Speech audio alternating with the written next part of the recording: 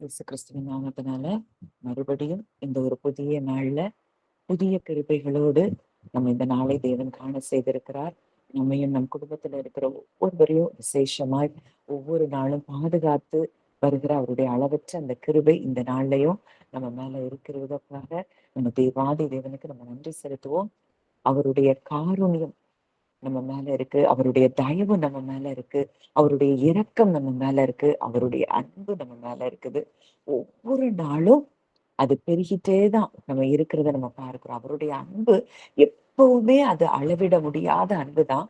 அந்த அன்பைதான் நம்ம உணர உணர உணர ஒவ்வொரு நாளும் அந்த சந்தோஷத்துக்குள்ளேயும் அந்த சமாதானத்துக்குள்ளேயும் நம்ம கடந்து வர்றோங்கிறதுல சந்தேகமே இல்லை. அப்போ இந்த நாள்ல கூட தேவன் மிகப்பெரிய காரியங்களை நம்ம வாழ்க்கையில அவர் செய்ய போகிறார். அப்ப இந்த நாள்ல எனக்கு ஆண்டவர் இருதயத்துல வைத்த ஒரு காரியம், அவருடைய இந்த திரித்துவ தேவனுடைய அன்பு. இந்த திரித்துவ தேவனுடைய அன்பை குறிச்சு நம்ம இன்னும் ஆழமா அறியணும். இதை குறித்து அறியாததுதான் பாவம். இதெல்லாம் குறிச்சுதான் நம்ம இன்றைக்கு தியானிக்க போறோம். எதற்காக இதை தியானிக்க போறோம்னா, எந்த ஒரு மனுஷன் யார அறிந்து கொள்றாங்களோ அவங்க மட்டும்தான் அவருடைய அன்புக்குள்ள இருக்க முடியும், அவருடைய அன்பை உணர முடியும், அவருடைய வல்லமையை உணர முடியும். இப்போ நீங்க யார ஒருவரை நீங்க டீப்பா அறிந்து கொள்வீங்களோ அவங்கள நீங்க அழகா நீங்க ட்ரஸ்ட் பண்ண முடியும். நம்ம நிறைய பேரை நிறைய நேரங்கள்ல சொல்லுவோம், சிலர் நம்ம வீட்டுல விட்டுட்டு நம்ம திறந்து கொடுத்துட்டே போயிடலாம், அந்த அளவுக்கு அவங்க நம்பகமானவங்க அப்படின்லாம் நம்ம சொல்றோம். காரணம் என்னன்னா, அவங்கள நம்ம ஆழமா நம்ம அறிஞ்சிருக்கிறோம், அவங்க இருதயத்தை அறிஞ்சிருக்கிறோம், அவங்க எண்ணங்களை அறிந்திருக்கிறோம்.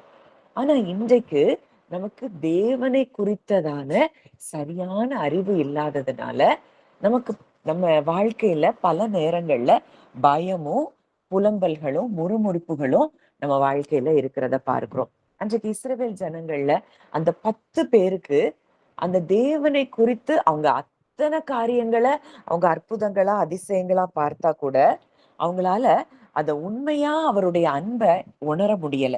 அந்த இடத்துலதான் அவங்க இருந்ததை பார்க்கிறோம்.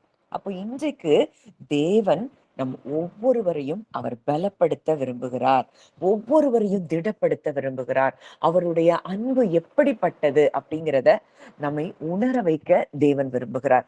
சரி, இன்னைக்கு பாவம் பாவம்னு உலகத்துல நம்ம காரியங்கள் நம்ம இப்போ பொதுவா என்ன சொல்றோம், விபச்சாரம் பாவம், குடிக்கிறது பாவம், இப்படி அடிமைத்தனங்கள்ல இருக்கிறது பாவம், இப்படி நம்ம பாவத்துக்கு ஒரு இதெல்லாம் பாவம், இதெல்லாம் விட்டு விலகணும், இதெல்லாம் விட்டு விலகணும்னு சொல்லி நம்ம பிரசங்கங்கள்ல எத்தனையோ முறை நம்ம கேட்டுட்டு இருக்கிறோம்.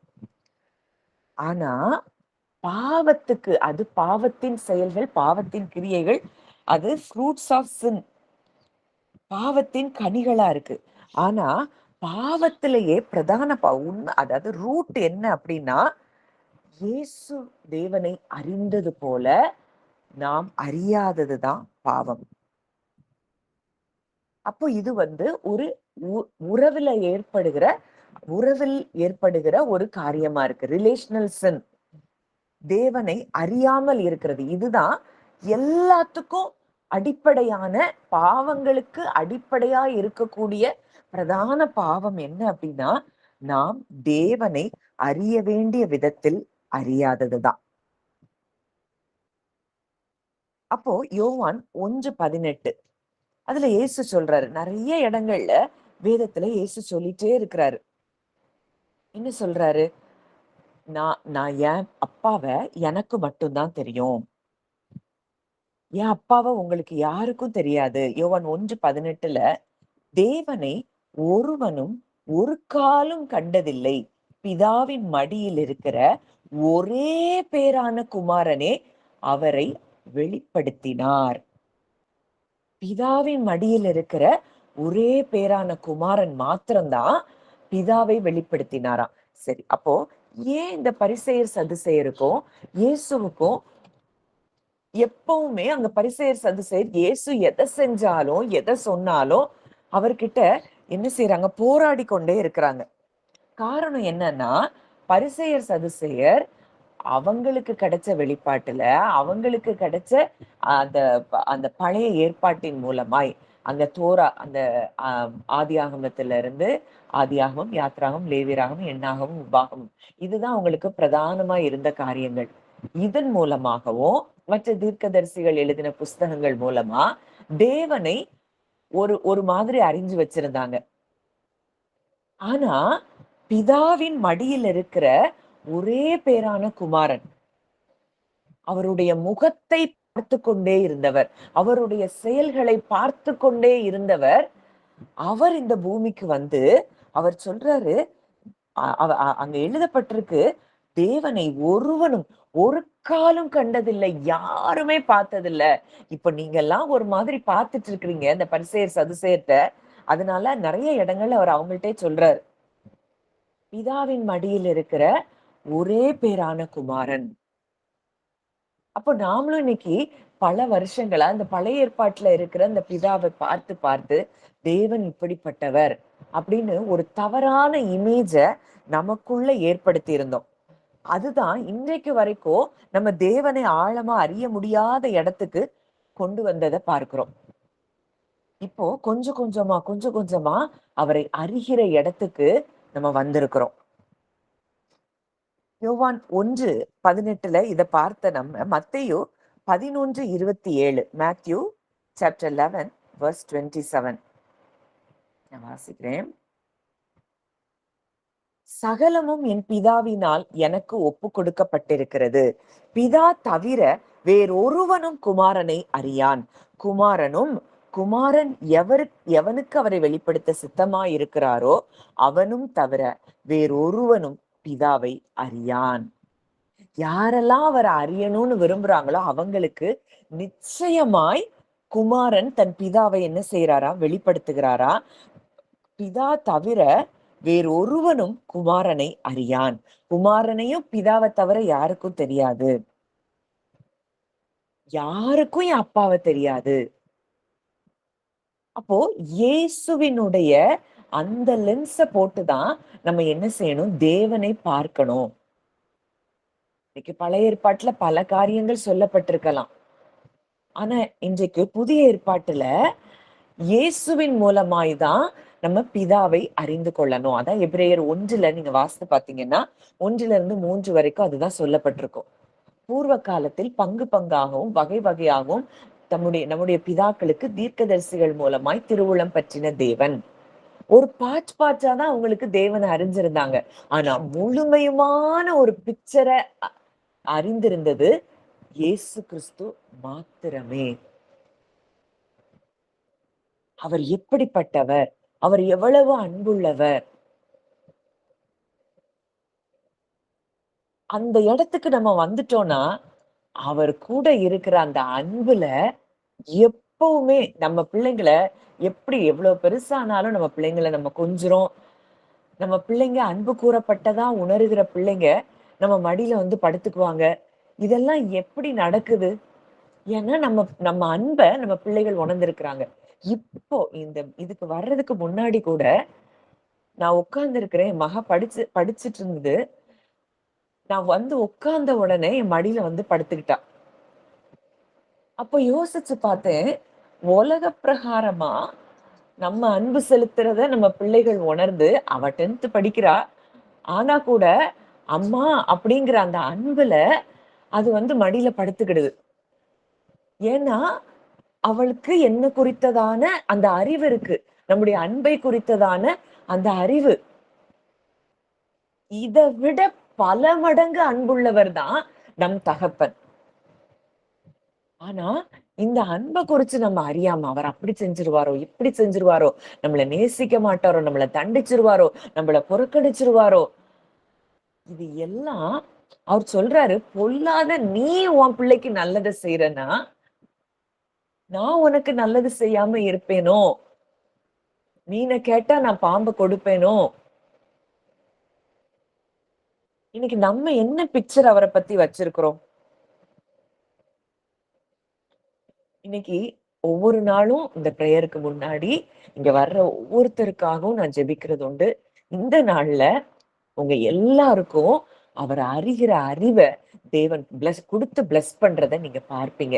இந்த நாள்ல இருந்து இதுல வந்த எல்லாருக்கும் ஆழமான அவருடைய அன்பை நீங்க உணர ஆரம்பிப்பீங்க. நான் அதை தான் ஜெபித்திருக்கிறேன். நிச்சயமா அதை தேவன் உங்களுக்கு தருவார். எதை குறிச்சு நான் பேச போறேனோ அதை குறித்து அதை வைத்து நான் ஜெபிக்கிறது உண்டு இந்த நாள்ல. நிச்சயமா நான் அதை லிட்டரலா அதை விஷுவலைஸ் பண்ணி பார்த்தேன். அப்பா, உங்களை அறிகிற அறிவு இதுல வர்ற ஒவ்வொருத்தருக்கும் உண்டாகணும். இதை கேட்கிற ஒவ்வொருத்தருக்கும் உண்டாகணும் அப்படின்னு நான் செய்த ஜெபங்களுக்கு நிச்சயம் பதில் கொடுக்கிறார். இந்த நாள்ல இருந்து அவரை நீங்க அறிந்து கொள்ளுகிற அந்த விதங்கள் அது நிச்சயமாய் மாறுகிறது அப்படிங்கிறதுல சந்தேகம் இல்லை.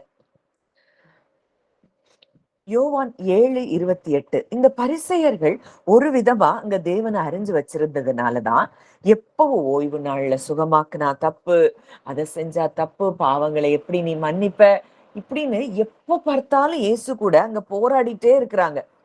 காரணம் என்னன்னா அவங்க தேவனை அறிந்து கொள்ள வேண்டிய விதத்துல அறிந்து கொள்ளல. அதனாலதான் இயேசுவும் சொல்றாரு, நீங்கள் உங்கள் பிதாவாகிய பிசாசினால் உண்டானவர்கள். ஏன் அப்படி சொல்றாருன்னா, இந்த பிசாசு தான் தேவனுடைய அன்பை சந்தேகப்பட வச்சான். அந்த வேலையை தான் இவங்களும் செஞ்சிட்டு இருக்கிறாங்க.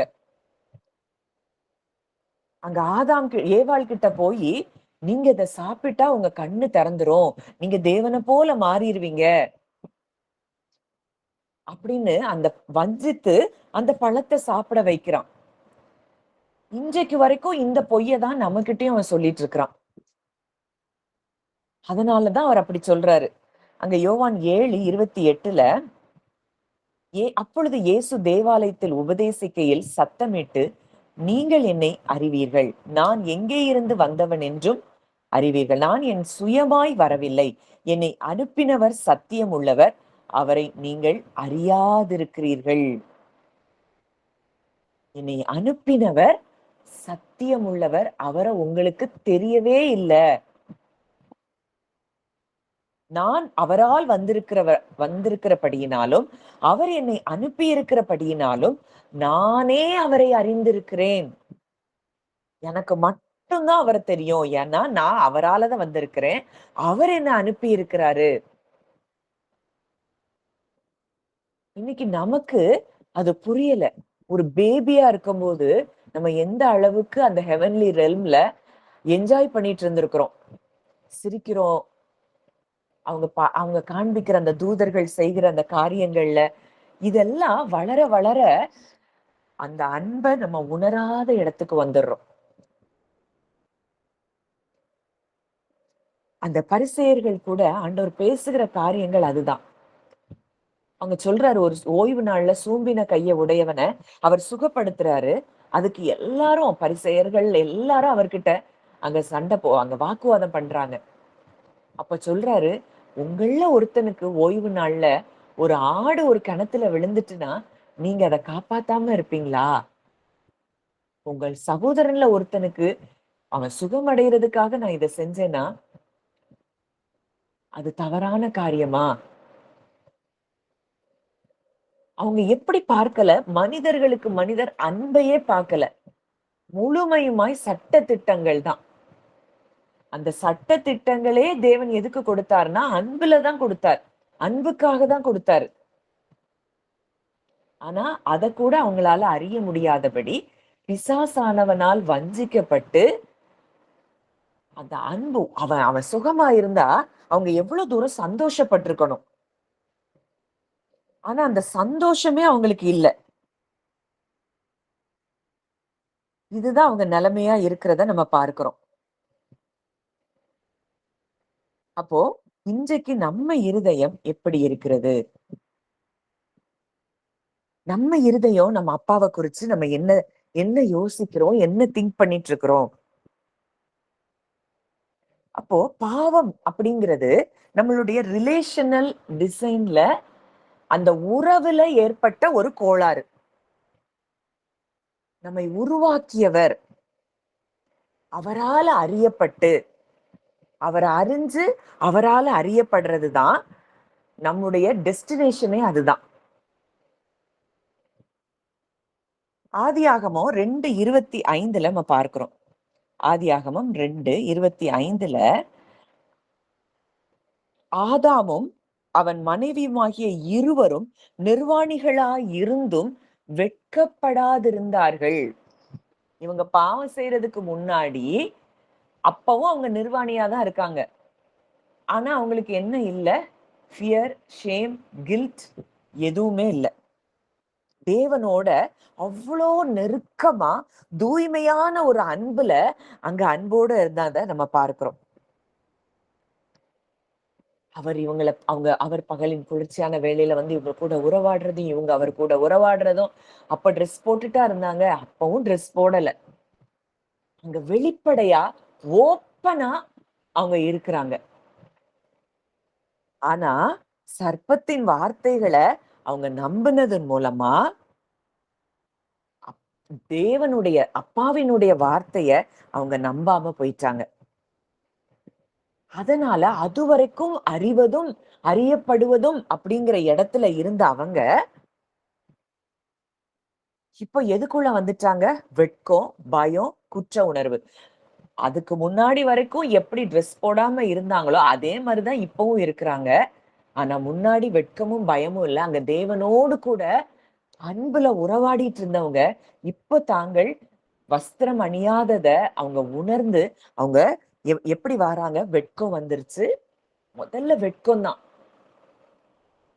ஷேம், அடுத்து ஃபியர், அடுத்து கில்ட்.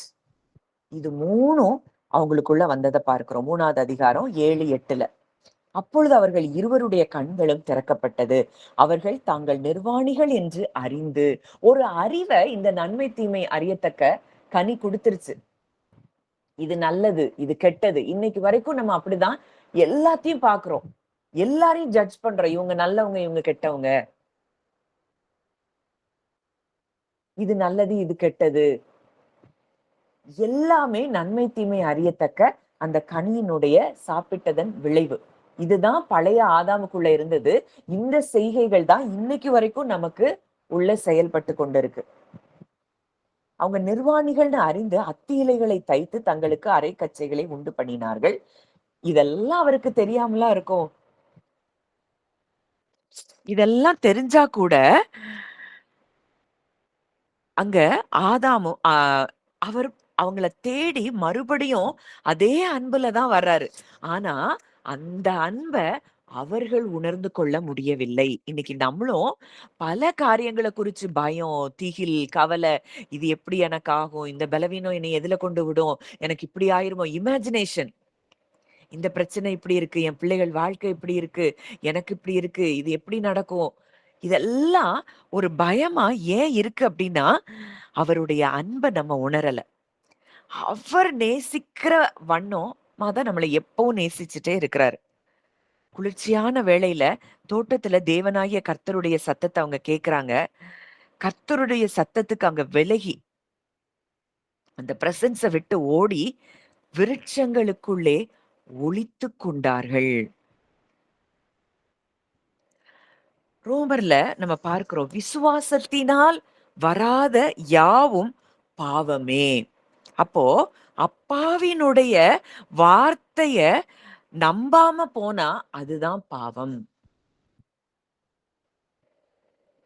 விசுவாசத்தினால் வராத யாவும் பாவம். அப்போ தேவன் சொல்றாரு, நீ எனக்கு பிள்ளை. இன்றைக்கு இயேசு கிறிஸ்துவின் மூலமாய் நீ எனக்கு பிள்ளை ஆயிட்ட. இன்றைக்கு இயேசு கிறிஸ்து என்னுடைய மடியில எப்படி இருந்தாரோ அதே இடத்துலதான் நீ என் மடியில இருக்கிற. நான் உன்னை அன்போட பார்த்து கொண்டு இருக்கிறேன். உன் வாழ்க்கையின் எல்லா சூழ்நிலைகளும் எனக்கு தெரியும். ஆனா இந்த வார்த்தைகளை நம்ம நம்ப முடியாம இந்த பாவத்துக்கு நம்ம இடம் கொடுக்கறதுனால நம்ம உள்ளத்துல என்ன வருது? ஒரு எம்டினஸ், வலி, வெட்கம். இந்த உறவுல நம்ம என்ன செய்ய முடியல? நிற்க முடியல. இந்த வெறுமையை நிரப்புறதுக்காக தான் பல தவறான வழிகளில மனிதர்கள் சிக்கி கொள்றாங்க. இந்த அடிக்ஷன்ஸ்ல இதுலலாம் சிக்கி கொள்றாங்க. நம்ம பாவம் செய்கிறோம் அப்படிங்கிற அந்த ஒரு விதிகள் அல்ல, தேவனை அறியாமல் இருக்கிறதுனால, இப்போ அதுல நீங்க பாத்தீங்கன்னா, எப்ப பாவம் செஞ்சாங்களோ, செஞ்ச அடுத்த நிமிஷம் ஒருத்தர் ஒருத்தர் குற்றம் சாட்டுறாங்க. அவங்க சரியில்ல, இவங்க சரியில்ல. ஆதாம் சொல்றான், நீர் தந்த ஸ்திரீ.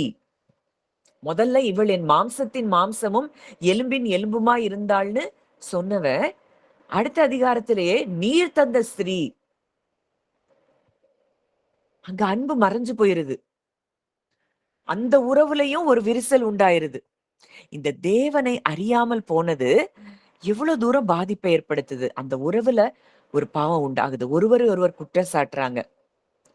அங்க அடுத்ததா காயின் ஆபேல் நாட்கள்ல அங்க கொலையே நடக்குது. பொறாம வந்துருது. இத எல்லாத்துக்கும் ரூட் என்ன அப்படின்னா, அவரை அறியாததனுடைய விளைவாய் நம்ம பார்க்கிறோம். இப்போ இந்த திரித்துவ தேவன், பிதா, குமாரன், பரிசுத்த ஆவியானவர், இவங்க எல்லாரும் ஒரு ஒன்னஸ்ல தான் இருக்கிறாங்க. இந்த உறவு 3 பேருக்குள்ளேயும் இருக்கு. இது எப்படி இருக்குன்னா, அதர் சென்டர்ட் லவ்வா இருக்கு. பிதா குமாரனை மகிமைப்படுத்துறாரு, குமாரன் பிதாவை மகிமைப்படுத்துறாரு, பரிசுத்த ஆவியானவர் குமாரனை மகிமைப்படுத்துறாரு. இவங்களுக்குள்ள இருக்கக்கூடிய அந்த பலத்த அன்பின் விளைவுல தான் நம்ம பிறந்திருக்கிறோம். தமது சாயலாகவும் தமது ரூபத்தின்படியும் மனுஷனை உண்டாக்குவோமாக. இந்த திரித்துவ தேவனுடைய அன்பின் விளைவுல தான் நம்ம பிறந்திருக்கிறோம். இதுதான் தலையாய சத்தியம். உண்மைகளுக்கெல்லாம் உண்மை, நிஜத்துக்கெல்லாம் நிஜம். இந்த நித்திய ஜீவன் அப்படிங்கிறது என்றென்றைக்கும் வாழ்கிற ஒரு வாழ்க்கைய குறிக்கல. இந்த நித்திய ஜீவன் அப்படிங்கிறது இந்த அன்புல இந்த இந்த எக்ஸ்பீரியன்ஷியல் லவ் நமக்கு தேவனை குறித்து உண்டாகிற காரியத்தை தான் அது சொல்லுகிறத பார்க்கிறோம். அப்போ இந்த நித்திய ஜீவன்ல நம்ம பங்கெடுக்கும் போது அவருடைய அன்புக்குள்ளேயே நம்ம இருக்கும்போது, அவர் அறிகிற அறிவு, அவர் அவரால் அறியப்படுகிற ஒரு வாழ்க்கை, நாம் அவரை அறிகிற ஒரு வாழ்க்கை, நம்மளுடைய வெட்கம், நம்ம என்னெல்லாம் ஃபீல் பண்றோமோ அது எல்லாத்தையும் அவர்கிட்ட ஷேர் பண்ணலாம். நம்ம நமக்கு சில நேரங்கள்ல சில எண்ணங்கள் வரலாம். அப்பா, இந்த இடத்துல நான் இதை ஃபீல் பண்றேன், இதை நான் இப்படி திங்க் பண்றேன், இது எனக்குரியது இல்லைன்னு எனக்கு தெரியுது, ஆனா நான் ஏன் இதை அப்படி திங்க் பண்றேன்? எந்த காரியமா இருந்தாலும் அப்பா கிட்ட நீங்க அத சொல்லி, அவர் எப்படி உங்களை அறிஞ்சு வச்சிருக்கிறாரு, அவர் உங்களை எப்படி நேசிக்கிறாருங்கிற காரியத்த அவர் உங்களுக்கு வெளிப்படுத்தி காட்டுவார். அந்த அன்பை நீங்க ஆழமா அறியும் போது எல்லா பயங்கள்ல இருந்தும், வெட்கத்துல இருந்தும், குற்ற மனசாட்சியில இருந்தும் உங்களுக்கு விடுதலை உண்டாகிறத நீங்க பார்ப்பீங்க. இப்ப சிருஷ்டிப்பு எல்லாமே மாறிட்டே இருக்கு. ஆனா சிருஷ்டிகர் ஒரு நாளும் அவர் மாறுவதே இல்லை.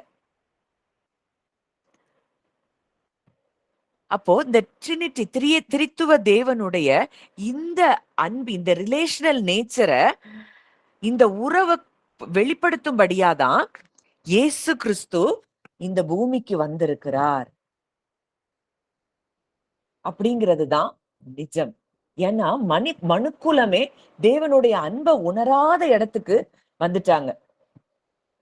அப்போ இந்த அன்பை, பிதாவினுடைய அன்பை, திரித்துவ தேவனுடைய அன்பை நம்ம உணரச் செய்வதற்காக தான், இந்த உறவுல மறுபடியும் நம்மை கொண்டு சேர்க்கும்படிதான் குமாரன் வந்திருக்கிறார். 1 யோவான் 5:20 அதுல அதை பார்க்கிறோம். அன்றியும் நாம் சத்தியம் உள்ளவரை அறிந்து கொள்வதற்கு தேவனுடைய குமாரன் வந்து நமக்கு புத்தியை தந்திருக்கிறார் என்றும் அறிவோம். எதுக்காக குமாரன் வந்தாரா? சத்தியம் உள்ளவரை அறிந்து கொள்வதற்கு குமாரன் வந்து நமக்கு புத்தியை தந்திருக்கிறாராம். அவருடைய குமாரனாகிய இயேசு கிறிஸ்து எண்ணப்பட்ட சத்தியம் உள்ளவருக்குள்ளும் இருக்கிறோம். இவரே மெய்யான தேவனும் நித்திய ஜீவனுமாய் இருக்கிறார். அப்போ ஒன்றான மெய்தேவனாகிய பிதாவாகிய தேவனையும் அவருடைய குமாரனாகிய இயேசு கிறிஸ்துவையும் பரிசுத்த ஆவியானவருடைய உறவின் மூலம் அறிந்து கொள்வதுதான் நித்திய ஜீவன். இந்த இந்த ரிலேஷன்ஷிப் தான் நித்திய ஜீவன். இது பரலோகத்துக்கு போன பிறகு உண்டாகிறது இல்ல. இந்த பூமியில வாழ்கிற வாழ்க்கையிலேயே நம்ம என்ஜாய் பண்ணக்கூடிய ஒரு காரியம்.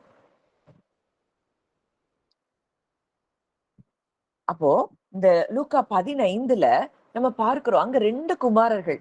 ஒரு குமாரன் தகப்பன் கூடயே இருக்கிறான். ஒரு குமாரன் தகப்பனை விட்டு வெளியில போறான். ஆனா 2 பேரும் தகப்பனை அறியல.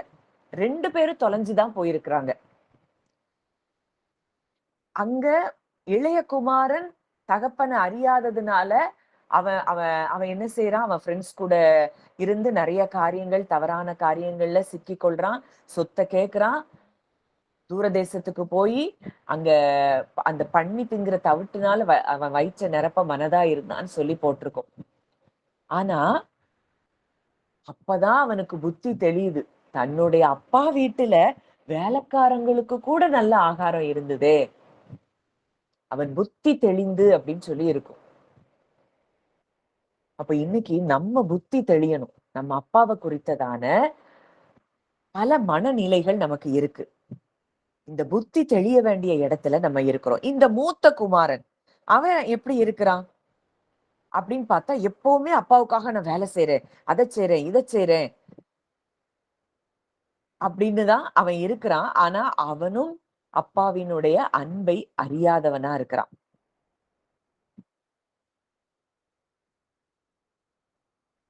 தந்தையை அறியாமல். இதுதான் பாவத்தினுடைய ரூட். யோவான் 17ல நம்ம அது என்ன நினைக்கிறோம், மேன்ஷன்ஸ் இருக்கு, அவர் உண்டு பண்றாரு. பல நாட்கள் நானும் அவர் ஏதோ பரலோகத்துல போய் நமக்கு வீடு கட்டிட்டு இருக்கிறாரு அப்படிலாம் நானும் நினைச்சிட்டு இருந்தேன். ஆனா உண்மையான அது என்ன மேன்ஷன் அப்படின்னா, அந்த உறவுக்குள்ள வெட்கமில்லாத திறந்த மனதுடைய உறவுகள் கொண்ட அந்த ஒரு சமுதாயத்தை தான் தேவன் நமக்காக அங்க உருவாக்குகிறாராம். அந்த இன்ஸ்டிடியூஷனல் சர்ச்சஸ் இன்னைக்கு நம்ம இதெல்லாம் புரியாததுனால ஒவ்வொருத்தரும் பாவத்தை குறிச்சு, பாவத்தை விட்டு வெளியே வா, பாவத்தை விட்டு வெளியே வா அப்படின்னு சொல்லி அங்க தேவ அன்பை சொல்லி கொடுக்காம மக்கள் பாவத்தை விட்டு வெளியே வர முடியல, அவர் அன்பையும் உணர முடியல. ஒவ்வொருத்தரும் அதுல சிக்கி தவிச்சிட்டு இருக்கிறாங்க. எப்ப எந்த ஒரு மனிதன் தேவனுடைய அன்ப ஆழமா அறியறானோ, அவனால மாத்திரம்தான் அந்த பாவங்கள்ல இருந்து அவன் வெளியே வர முடியும். இப்போ இந்த லூக்கா 15ல நம்ம பார்க்கிறோம், அவன் எப்பவுமே வேலை செய்யற அப்பாவுக்காக நான் வேலை செய்யறேன் அப்படின்னு சொல்லி அவன் செல்ஃப் மோட்டிவேஷன், அவன் அதாவது இது எல்லாத்தையும் செய்யறான்.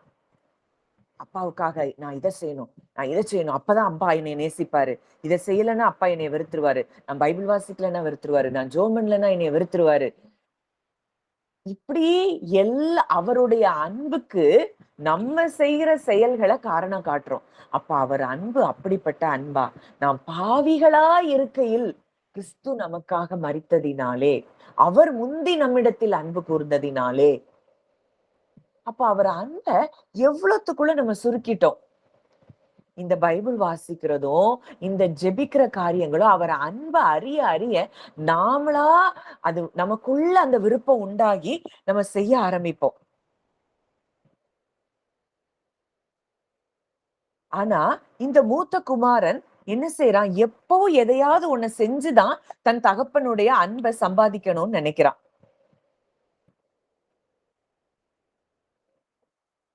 இதுதான் பாவம். இதுதான் அந்த கருந்துளை, பிளாக் ஹோல்னு சொல்றாங்க. இன்னைக்கு நான் இதை செஞ்சுட்டா ஆண்டவர் என்னை நேசிச்சிருவாரு, இதை செஞ்சுட்டா ஆண்டவர் என்னை நேசிச்சிருவாருன்னு நீங்க நினைச்சீங்கன்னா இதுதான் பாவம். அவருடைய அன்பு அன்கண்டிஷனல், நிபந்தனையற்ற அன்பு. உங்களை அவர் அளவற்ற அன்பினால அவர் உங்களை நேசிக்கிறார். இன்றைக்கு அவருடைய நீதியை நமக்கு கொடுத்திருக்கிறார். ஏன் அந்த நீதியை நமக்கு கொடுத்திருக்கிறார்னா, இந்த உறவுக்குள்ள வரும்படியா அந்த தேவ நீதியை நமக்கு கொடுத்திருக்கிறார். இப்போ நிறைய நேரங்கள்ல நம்ம நினைக்கிற காரியம், நான் பொருத்தமானவன் அல்ல, நான் என்ன இல்ல மதிப்புடையவன் அல்ல, I am not mind set. இப்போ நிறைய தேவ ஊழியர்கள், பாஸ்டர்ஸ், வர்ஷிப் லீடர்ஸ், இவங்க எல்லாரும் பெர்ஃபார்மன்ஸ் பண்றாங்க ஸ்டேஜுக்கு முன்னாடி இருந்து. ஏன் அப்படின்னா, அதுல அங்க ஆராதிக்கும் போது அந்த மக்கள் எல்லாம் அவங்கள பாக்குறாங்க. அவங்க வார்த்தையை கேட்டு ஒரு 4 பேர், உங்க வார்த்தையில நாங்க பயங்கரமா இம்ப்ரெஸ் ஆயிட்டோம்னு சொல்றாங்க. இதெல்லாம் அவங்களுக்குள்ள இருக்கிற பிளாக் ஹோல டெம்பரரியா மறைக்கிற காரியங்களா இருக்கு. இத வச்சு அவங்க சந்தோஷப்படுறாங்க. ஓ! நானும் அப்போ தேவனுக்கு செஞ்சுட்டேன். நான் தேவனுக்கு இவ்வளவு பெரிய ஊழியம் செஞ்சுட்டேன். அதனால தேவன் என்னைய நேசிப்பாரு. உண்மையா அவங்க இருதயத்துல போய் பார்த்தோம்னா, அந்த இருதயத்துல அந்த சமாதானம் இருக்காது. அந்த ரிலேஷனல் பெயின் அவங்களுக்கு இருந்துட்டே இருக்கும். ஆனா இந்த இன்செக்யூரிட்டிய சர்ச் வந்து என்ன செய்யல? ரெகக்னைஸ் பண்ணவே இல்ல. அறியவே இல்ல. வெளிப்புறமா இத செஞ்சா தப்பு, இத நீ இப்படி செஞ்சுட்டியா? உனக்கு அவ்வளவுதான். உனக்கு அது வந்துரும், இது வந்துரும். இப்படிதான் நம்ம பிரசங்கங்கள கேட்டுக் கொண்டிருக்கிறோம். ஆனா ரூட்ட நம்ம சரி பண்ணலன்னா, இந்த பாவத்துல இருந்து யாராலயும் வெளிய வர முடியாது. அப்படி ஒருவேளை பாவத்த விட்டு வெளியில வந்தாங்கன்னா, அவங்களும் அவங்க செய்கிற செயல்கள தான் மேன்மைப்படுத்துவாங்களே தவிர, தேவன அவங்களால மேன்மைப்படுத்த முடியாது. அவருடைய அன்ப மேன்மைப்படுத்த முடியாது. அவங்க எப்பவும் வழியில தான் இருப்பாங்க.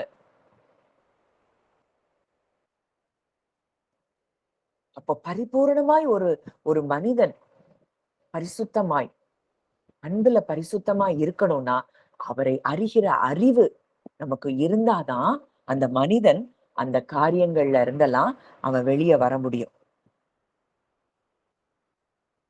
இது இந்த இந்த பாவம் தான் அது ஒரு பிளாக் ஹோலா இருக்கு. இன்னைக்கு எல்லாரும் ஸ்டேஜ்ல நின்னு பெர்ஃபார்ம் பண்ற எல்லாருமே இந்த வலியை உணர்ந்து கொண்டுதான் இருக்காங்க.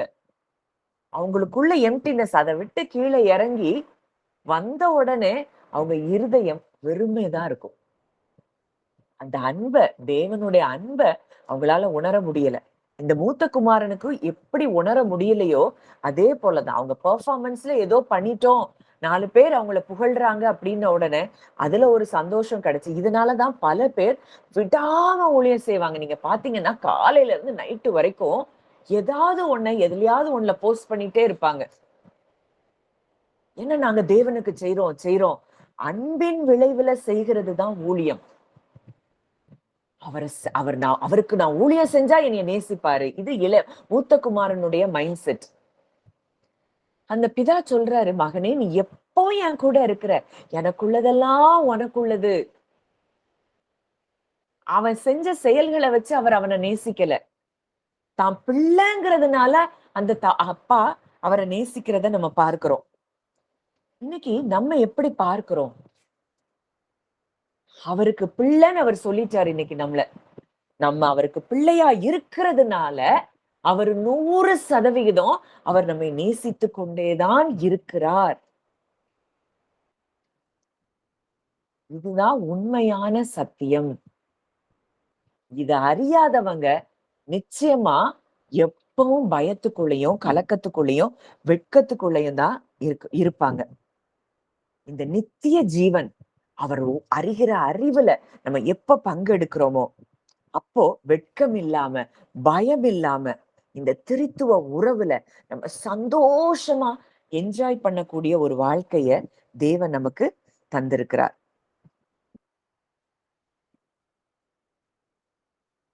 அப்போ பாவங்கள் எல்லாம் பிரதான பாவம் என்ன அப்படின்னா, அவரை அறிய தவறுனதுதான் பிரதான பாவம். அப்பாவினுடைய இருதயம் நம்மள ஜட்ஜ்மெண்ட் மோட்லயே நம்மள பார்க்கல. ஒரு வெட்கமற்ற ஒரு திறந்த உறவுக்காக நம்மளை அவர் அழைத்துக் கொண்டிருக்கிறார். அததான் அவர் சொல்லுவாங்க, every emotion is an invitation from the father to have conversation with him. அப்பா இந்த இடத்துல நான் சோகமா இருக்கேன், இந்த இடத்துல நான் சந்தோஷமா இருக்கேன், இந்த இடத்துல நான் இப்படி இருக்கிறேன். ஒவ்வொரு எமோஷனையும் அப்பா கிட்ட கொண்டு போகலாம். எப்பவும் அவர் கூடயே நீங்க வாழலாம். இந்த அன்புக்குள்ள நம்ம வரணுங்கிறதுக்காக தான் இயேசு கிறிஸ்து உலகத்துக்கு வந்த நோக்கம். அவர் நம்முடைய பாவங்களை மன்னிக்க வந்தார், சாபங்களை மன்னிக்க வந்தார், பிசாசின் பிடியிலிருந்து நம்மளை மீட்க வந்தார். இது எல்லாம் உண்மைதான். இதெல்லாம் அவருடைய அவர் உலகத்துக்கு வந்தத நோக்கம்தான். ஆனா பிரதான நோக்கம் என்ன? இந்த திருத்துவ அன்புக்குள்ள நம்மை மறுபடியும் கொண்டு சேர்க்க வேண்டும். ஆதாம் கைவிடப்பட்டதா உணர்ற அந்த தோட்டத்துல இயேசுவும் அதே மாம்ச எண்ணங்களினால நிரப்பப்பட்டதுனாலதான் அவரும் கைவிடப்பட்டதாய் அந்த சிலுவையில நம்ம இடத்தை அவர் எடுத்துக்கிட்டார். என் தேவனே, என் தேவனே, ஏன் என்னை கைவிட்டீர்? அந்த பிளாக் ஹோல்குள்ள அவரும் போறாரு. பிதாவினுடைய அன்பை ஒரு நிமிடம் அவர் உணர முடியாத இடத்துக்குள்ள அவர் அந்த இருளுக்குள்ள போய் அங்க இருந்து அப்பாவினுடைய அன்பை அவர் கண்டுபிடிச்சு அடுத்ததா என் பிதாவே அப்படின்னு அந்த வார்த்தை அந்த சிலுவையில சொல்லுகிறார்.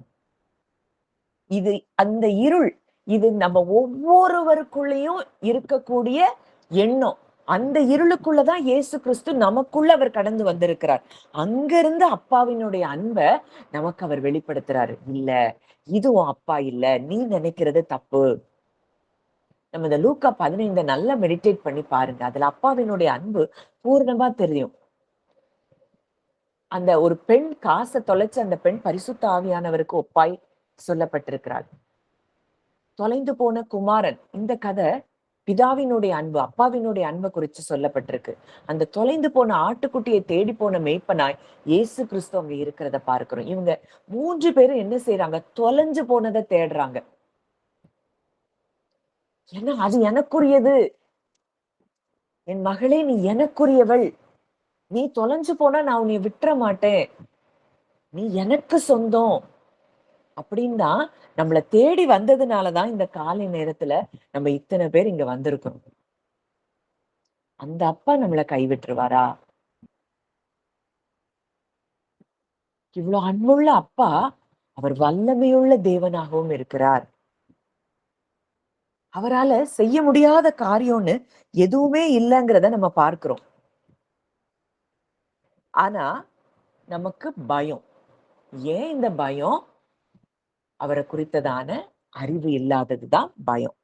நான் அப்பாட்ட சொல்லிட்டேன், என் அப்பா இதை எனக்காக செஞ்சு முடிப்பார், எனக்கு விடுதலையை அவர் தந்துட்டாரு அப்படின்னு உண்மை உள்ளவர் அவர்.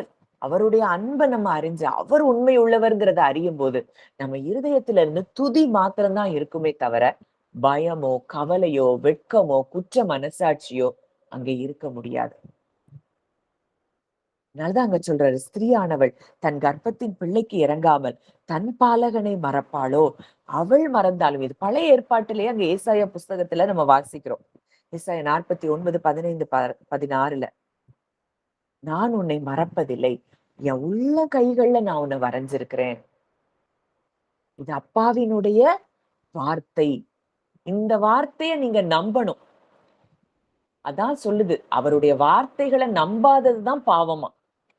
இன்னைக்கு எத்தனை பேர் இந்த வார்த்தையை நீங்க ரியலா என்ன பார்த்து ஆண்டவர் சொல்றாரு, என் அப்பா என்னைய மறக்க மாட்டேன்னு சொல்றாரு, என் அப்பா என்னைய உள்ள கையில வரைஞ்சு வச்சிருக்கிறாரு. எத்தனை பேர் இத ஃபீல் பண்றீங்க? எத்தனையோ வசனங்கள் பழைய ஏற்பாட்டிலே அவருடைய அன்பை வெளிப்படுத்தக்கூடிய வார்த்தைகள் இருக்கு. ஆனா அதெல்லாம் விட்டுட்டு அவர் எப்படி தண்டிச்சாரு, அவர் எப்படி நடத்த, இதையே பார்த்து நம்ம என்ன செய்யறோம்? அப்பாவை சரியாக நம்ம புரிந்து கொள்ளல.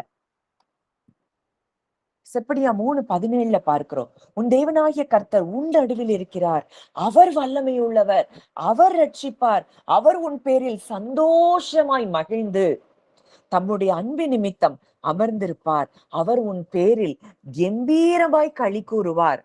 இங்கிலீஷ்ல எப்படி இருக்குன்னா, but will rejoice over you with singing. அவர் நமக்காக பாடல்களை பாடுறாராம்.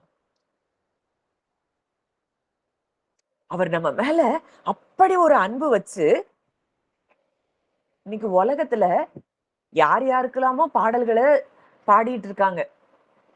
ஆனா இந்த உலகத்தை படைத்தவர், சர்வ வல்லமையுள்ள தேவன், நம்முடைய அப்பா, நம்மை படைத்தவர் நம்ம மேல அன்பு வச்சு நமக்காக அவர் பாடிக்கொண்டிருக்கிறாராம். இப்ராஹிமே, உன்னை எப்படி கைவிடுவேன்? உன்னை நான் எப்படி ஒப்பு கொடுப்பேன்? என்னால அது முடியாது. ஏன்னா நான் உன் மேல வச்சிருக்கிற அன்பு அவ்வளவு பெருசு. இங்க உன்னத பாட்டுல நீங்க வாசித்து பாத்தீங்கன்னா, அவ்வளோ அன்பான காரியங்கள் அந்த உன்னத பாட்டுல தேவன் நம்ம மேல வைத்திருக்கிற அன்பை குறித்து அங்க எழுதப்பட்டிருக்கிறத பார்க்கிறோம். உன்னத பாட்டு 2:4 என்னை விருந்து சாலைக்கு அழைத்து கொண்டு போனார்.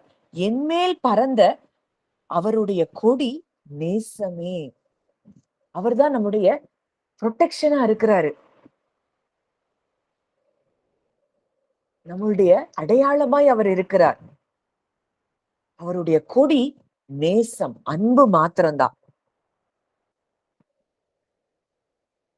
அங்க உன்னத பாட்டு 1:15-16 என் பிரியமே நீ ரூபவதி, நீ ரூபவதி, உன் கண்கள் புறா கண்கள். அப்படி அங்க அவர் behold you are beautiful my love அப்படி சொல்றாரு. நீ அழகா இருக்கிற, நீ எனக்கு நீ you are my truly you are delightful, நீ எனக்கு இன்பமானவள். அங்க 2வது அதிகாரம் 10வது வசனம் 13வது வசனத்துல ஒரு காரியம் சொல்லப்பட்டிருக்கு அவருடைய அன்பு குறித்து. என் நேசர் என்னோட பேசி என் பிரியமே என் ரூபவதியே எழுந்து வா, என் பிரியமே என் ரூபவதியே எழுந்து வா. இது எதை குறிக்குதுன்னா அவர் கூட இருக்கிற அந்த கம்யூனியன்ல க்ளோஸ்னஸ்ல அவர் நம்மளை இன்வைட் பண்றாரு. நீ என் கூட வா, நீ என் பக்கத்துல வா. இந்த இன்விடேஷனை நம்ம அக்செப்ட் பண்ணி அவர் பக்கத்துல உட்கார்ந்து அவர் கூட பேசிக்கொண்டே இருக்கக்கூடிய அனுபவம், அவர் கூட உறவாடி கொண்டே இருக்கக்கூடிய ஒரு அனுபவம், இததான் தேவன் நமக்கு தந்திருக்கிறார். அந்த பிரசன்ஸ்ல எப்பவும் நம்மளால இருக்க முடியும். அந்த பிரசன்ஸ்குள்ள நம்ம வந்துட்டோம்னா அவருடைய சமூகத்தில் ஆனந்தம், அவருடைய வலது பாரிசத்தில் நித்திய பேரின்பம். அந்த மனுஷனாலதான் எப்பவும் சந்தோஷமா இருக்க முடியும். சூழ்நிலைகளை அவன் பார்க்கவே மாட்டான். என் அப்பா, என் மூத்த குமாரன், என் பரிசுத்த ஆவியானவர் எனக்காக இருக்கிறாங்க. நான் அவங்க கூட அவங்க பக்கத்துல இருந்து நான் அவங்க கூடயே உறவாடிட்டு இருப்பேன்.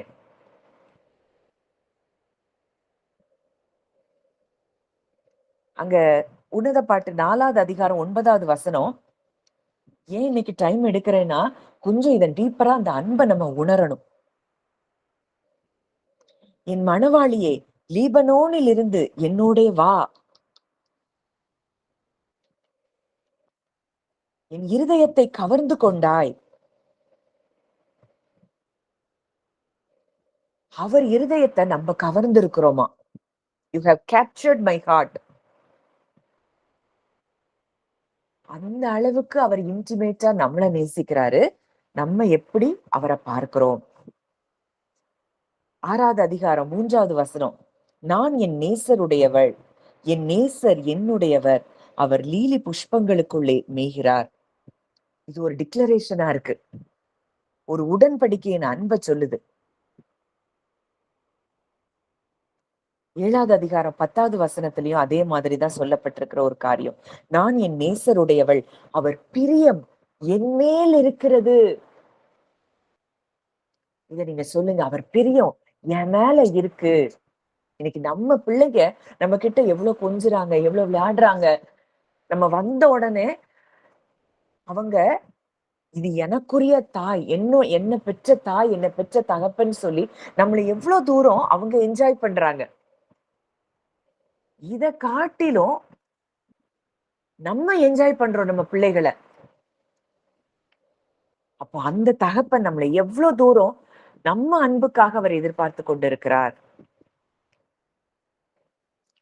நேசம் மரணத்தை காட்டிலும் வலிதான்.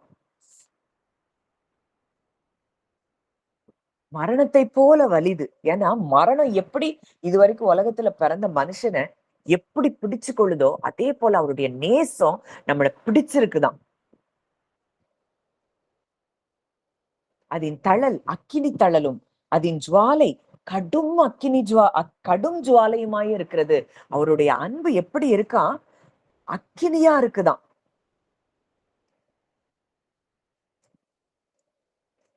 அந்த அன்புக்குள்ளதான் நீங்களும் நானும் இருக்கிறோம். இதை அறிந்து கொண்டோம்னா போதும், நம்ம வாழ்க்கையில பயத்துக்கு இடம் இல்லை, நம்ம வாழ்க்கையில குறைவுகளுக்கு இடம் இல்லை. அவருடைய நாமங்கள், அத்தனை நாமங்களை நம்ம பழைய ஏற்பாட்டுல பார்க்கிறோம். அவர் எகோவா ஈரே, எகோவா ஷாலோம், எகோவா ஷம்மா, எகோவா ரஃபா, இது எல்லாம் அவருடையதா இருக்கிற, அவருடைய நாமங்களா இருக்கிறத பார்க்கிறோம். இந்த நாமத்தை உடையவர், இவ்வளவு நாமங்களை உடையவர் நமக்கு அப்பாவா இருக்கிறார். நீங்க ஃபீல் பண்ணுங்க. கர்த்தர் உங்க ஒவ்வொருவருடைய வாழ்க்கையிலையும் இந்த நாள்ல இருந்து அவர் அறிகிற அறிவுல நம்ம எல்லாரையும் அவர் ஆழத்துக்கு கொண்டு போவார். இந்த அன்பை நீங்க அறிய அறிய எதை குறிச்சு கவலைப்பட மாட்டீங்க, எதை குறிச்சும் பயப்பட மாட்டீங்க. ஏன் பயம் வருது? அவர் நம்மள நேசிப்பாரா நேசிக்கலையா? அவர் நம்ம ஜெபத்தை கேட்கிறாரா கேட்கலையா? அவர் நமக்கு நன்மை செய்வாரா இல்லையா? அவர் நன்மை செய்கிற, அவருக்கு வல்லமை இருக்குன்னு தெரியும். ஆனா அதை அவர் நமக்கு செய்வாரா இல்லையா? இதெல்லாம் உங்க எண்ணங்கள்ல இருந்த காரியங்கள். இன்றைக்கு தேவன் சொல்றாரு, நீ என் பிரியமே, என் ரூபவதியே, உன்னில் பழுது ஒன்றுமில்லை. நீ என்கிட்ட கேளு, என் நாமத்தினால நீ எதை கேட்டாலும் அதை நான் உனக்கு செய்வேன். கேளுங்கள், அப்பொழுது உங்கள் சந்தோஷம் நிறைவாயிருக்கும்படி பெற்றுக்கொள்வீர்கள். நம்ம கேட்கறதுதான் நம்ம வேலை. நம்ம கேட்கறதுக்கு முன்னாடியே அவர் அறிந்திருக்கிறார். அந்த இடத்துக்கு நம்ம வரணும். முதல்ல இந்த இடத்துக்கு வருவோம். எப்பவுமே அவரை துதிக்கிற இடத்துக்கு நம்ம வந்துட்டோம்னா நம்ம தேவைகள் தானா எல்லாம் நிறைவேறும். ஆனா அந்த இடத்துக்கு வர்றதுக்கு முன்னாடி நம்ம இந்த இடத்துக்கு முதல்ல வருவோம். அப்பா எனக்காக யாவையும் செய்வார், நான் கேட்டா அதை செய்வார். அதுல அத உணர உணர நம்ம ஒரு இடத்துக்கு வந்துருவோம். நம்ம அப்பாட்ட கேட்கவே இல்லை, என் மன விருப்பத்தை என் அப்பா நிறைவேற்றுவார் அப்படின்னு அவரை துதிக்கிற இடத்துக்கு நம்ம வந்துருவோம். இப்போ நீங்க உங்க இருதயம் எந்த இடத்துல இருக்குது அப்படிங்கிறத மட்டும் நீங்க ஆராய்ந்து பாருங்க. உங்களை நீங்க யோசிச்சு பாருங்க. நீங்க உங்க பிள்ளைகளை எப்படி நேசிக்கிறீங்க? நீங்க உங்க பிள்ளைக்கு ஏதோ ஒண்ணு, ஒரு ஒரு ஒரு பலவீனம் வந்தா உங்க இருதயம் எப்படி துடிக்குது? அந்த பிள்ளைகளை எப்படியாவது சுகப்படுத்தணும்னு எவ்வளவு செலவழிக்கிறோம். என் பிள்ளை நல்லா இருக்கணும், என் பிள்ளை நல்லா இருக்கணும், என் பிள்ளை இந்த பூமியில உயர்ந்த ஸ்தானத்துல இருக்கணும். அப்ப அந்த அப்பாவுக்கு இருக்காதா? நான் உன்னில் மகிமைப்படுவேன்னு ஏன் சொன்னாருன்னா, அந்த அன்பு நம்ம மேல இருக்கிறதுனாலதான். நான் உன்மேல் அன்பா இருக்கிறதை அறிந்து கொள்ளும்படி செய்வேன் அப்படின்னு ஏன் சொல்றாரு? அந்த அன்பு நிமித்தம் தான். இந்த அன்பை அறிஞ்சிட்டோம்னா அக்கினியாய் நம்ம மாறுவோம். ஏன்னா அவருடைய நேசம் அக்கினி தழலா இருக்குதான். இத அறியாம அக்கினியாய் நம்ம மாற முடியாது. டே அண்ட் நைட் இந்த உறவுக்குள்ள நம்ம இருக்கிறோங்கிற எண்ணம் நமக்குள்ள இருந்தா போதும், மத்த பெரிய காரியங்களை நம்ம வாழ்க்கையில செய்கிறத நிச்சயமா நீங்க பார்க்க முடியும், அனுபவிக்க முடியும். ஜெபிக்கலாம். நல்ல தகப்பனே, நன்றியோடு உம்மை துதிக்கிறோம், ஸ்தோத்தரிக்கிறோம் அப்பா. தகப்பனே, இந்த நாளிலும் கூட அப்பா லிட்ரலா நாங்க ஃபீல் பண்றோம்ப்பா. எங்களை நீங்க என் பிரியமே, என் ரூபவதியே அப்படின்னு எங்களை நீங்க கூப்பிடுற சத்தத்தை நாங்க கேட்கிறோம். உலகம் எங்களை எத்தனையோ பேர் சொல்லி கூப்பிட்டுட்டு இருக்கலாம். இந்த உலகத்தை படைத்தவர் எங்களை கூப்பிடுறதே, நீ பிரியும், என் பிரியும், என் ரூபவதி.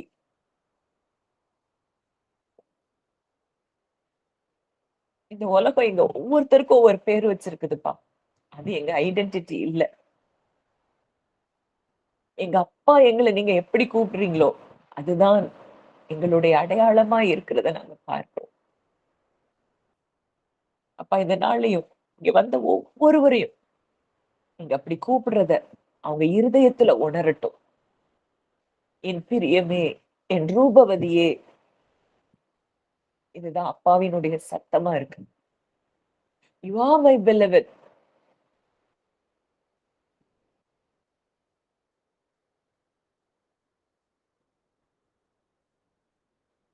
அவர் சொல்றாரு, இயேசுவ பார்த்து என்ன சொன்னாரோ அததான் நம்மள பார்த்து சொல்றாரு. நீ என்னுடைய நேசகுமாரத்தி, உன்னில் நான் பிரியமாயிருக்கிறேன். அந்த ஆழமான அன்பு அவருடைய இருதயத்திலிருந்து எழும்புகிற சத்தம் தான் அந்த சத்தம். இந்த சத்தம் உங்க இருதயத்துல துடிக்கணும்.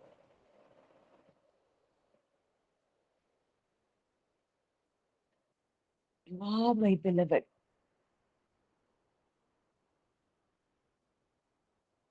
தாய் கூட மறக்கலாம். நான் உன்னை மறக்க மாட்டேன். நான் உன் மேல நினைவா இருக்கிறேன். உன்னை நினைச்சிட்டே இருக்கிறேன். இதுதான் அப்பாவினுடைய சத்தம். திரியேக தேவனுடைய சத்தம். இயேசு கிறிஸ்து சொல்றாரு, மகளே, உனக்காக நான் எல்லாவற்றையும் செய்து முடிச்சிருக்கிறேன். இந்த அன்புக்குள்ள வா. எங்க உறவுக்குள்ள நீ வா. இந்த அன்பை நீ என்ஜாய் பண்ணு. இப்படின்னு அழைக்கிற சத்தத்தை உங்க ஒவ்வொருவருடைய காதுகளும் உள்ளாத இருதயத்துல அந்த சத்தம் அது தொனித்து கொண்டிருக்கிறது. இந்த அன்பு அது அக்கினியா இருக்கிற அந்த அன்பு இந்த காலை வேளையில நம்ம ஒவ்வொருவரையும் பற்றி பிடித்துக் கொள்ளுகிறத நான் பார்க்கிறேன். அது அக்கினியாய் உங்களை நிரப்பிக் கொண்டிருக்கிறது. இந்த பெரிதான அந்த அன்பை இனி வாழ்க்கையில ஒவ்வொரு நாளும் நீங்க உணரும்படியாய் அப்பா உங்களுக்கு இரக்கம் பாராட்டுறாரு. இன்னைக்கு நீங்க அவருடைய மடியில உட்கார்ந்து இருக்கிறீங்க. அவர் உங்களை அன்போட பார்க்கிறார். உனக்கு என்ன வேணும் மகளே, நான் அதை செய்வேன். இதுதான் திரியேக தேவனுடைய குரலா இருக்கு. அங்க எஸ்தர் ராஜாத்தி கிட்ட அகஸ்வேரு சொல்றான், என் ராஜ்யத்துல பாதிய கேட்டாலும் நான் உனக்கு தருவேன். அது உலகத்துல இருக்கிற ஒரு ராஜா சொல்ற காரியம். நம்ம அப்பா நமக்காக எல்லாத்தையுமே கொடுத்துட்டார். பிள்ளையே கொடுத்துட்டார்.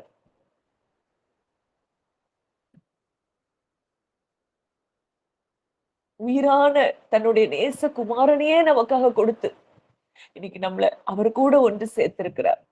நமக்கு எதை அவர் செய்யாம இருப்பாரு, எதை அவர் தராம இருப்பாரு.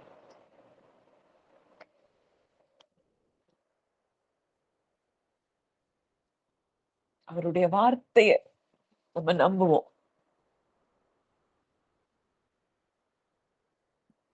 உங்களை கட்டி அவர் அணைத்திருக்கிறத நீங்க பாருங்க.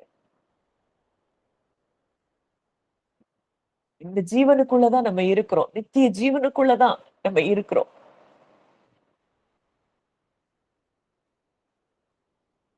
அவர் எதையும் பார்க்கல. அந்த இளைய குமாரன அந்த தகப்பன் அவன் அவன் ரெகர்சல் பண்ணிட்டு வந்து நிறைய காரியங்களை சொல்றான். ஆனா அந்த தகப்பன் எதையுமே கேட்கல. அவனை கட்டி அணைக்கிறார். நீ வந்துட்ட, எனக்கு அது போதும்.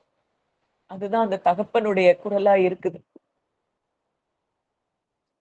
என் குமாரனாகிய இவன் மரித்தான், மறுபடியும் உயிர்த்தான், காணாமல் போனான், திரும்பவும் காணப்பட்டான். அது போதும். என் பிள்ளை என்கிட்ட வந்துட்டு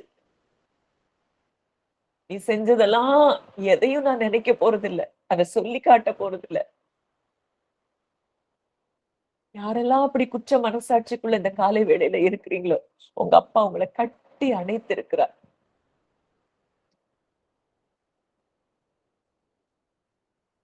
பரிசுத்த ஆவியானவர் உங்களை நிரப்பிக் கொண்டே இருக்கிறார். இந்த அன்பு உங்க இருதயத்துல ஊற்றப்பட்டு கொண்டே இருக்குது.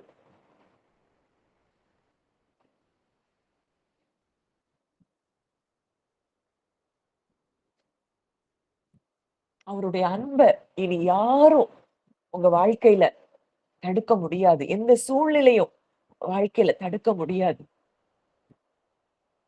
அந்த உறவுக்குள்ள உங்களை மறுபடியும் தேவன் கொண்டு வந்திருக்கிறார். இந்த நாள்ல இருந்து உங்க வாழ்க்கை சந்தோஷம் நிறைந்ததாய், அன்பு நிறைந்ததா மாறப்போகுது. சூழ்நிலைய பார்க்க மாட்டீங்க, மற்றவங்கள பார்க்க மாட்டீங்க. கர்த்தர் அப்படி ஒரு கிருபையை உங்களுக்கு தந்து கொண்டிருக்கிறார்.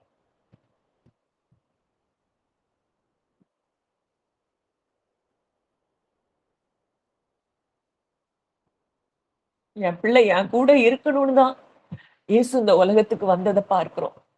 இன்னைக்கு அவர் கூட மரிச்சு, அவர் கூட உயிரோட எழும்பி, இன்னைக்கு அவர் கூட உட்கார வைக்கப்பட்டிருக்கிறோம்னு பார்க்கிறோம். ஏன்னா அந்த உறவுக்காக தான் அவங்க ஏங்கிட்டு இருக்கிறாங்க.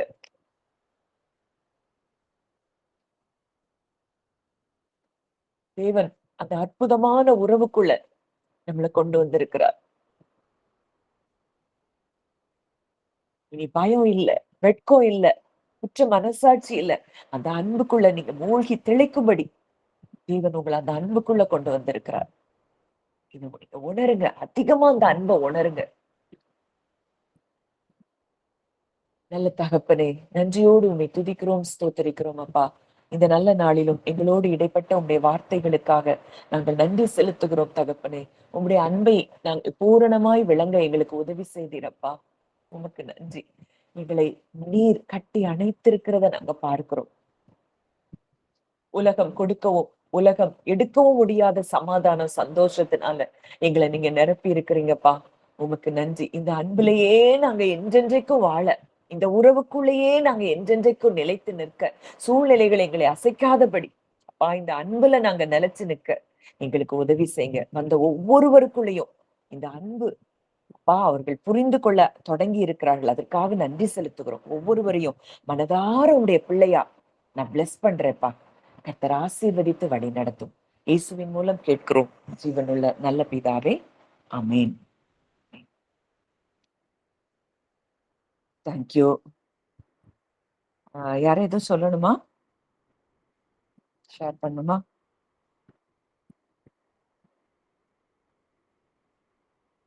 டெஸ்டிமனிஸ் இல்ல ப்ரேயர் ரெக்வெஸ்ட் எது இருந்தாலும் சொல்லலாம்.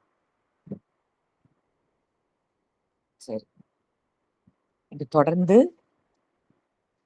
இந்த வார்த்தைகளை இதை நம்ம அப்லோட் பண்ண பிறகு கூட அவருடைய அன்பை குறித்து இந்த காரியங்களை நீங்க தியானிச்சுட்டே இருங்க. இந்த அன்புக்குள்ள நீங்க வர வர வர உலகம் பெருசா தெரியாது. உலக மக்களுடைய வார்த்தைகள் எதுவும் உங்களுக்கு பெரிதாய் தெரியாது. இந்த அன்பு உங்களை நிரப்ப நிரப்ப வல்லமையான காரியங்கள் உங்க மூலமாய் நடைபெறுகிறத நீங்க நிச்சயமா பாப்பீங்க. தேங்க்யூ. நாளைக்கு மீட் பண்ணுவோம்.